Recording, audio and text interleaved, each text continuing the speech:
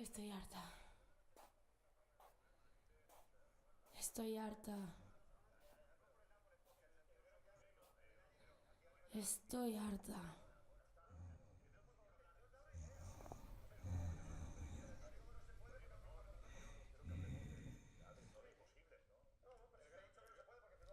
Aporta. El gran problema ahora mismo es el estancamiento. Cuando uno planifica cosas, ahora mismo el Madrid, ¿qué hace? Si tiene a uno a punto de fichar, ¿qué hace? ¿Lo ficha o no lo ficha? ¿Le va a ir bien al jugador, al entrenador que va a poner a este tipo en un sistema táctico que le va?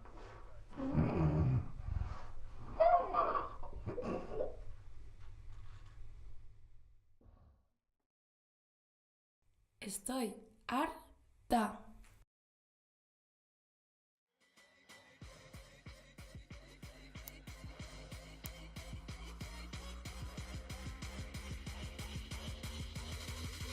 Hija de la ira, Comando Hum, servicio a domicilio. Venimos a cobrarle los daños y perjuicios. Echen los cerrojos, escondan a los niños. Vienen las feministas repartiendo vicio.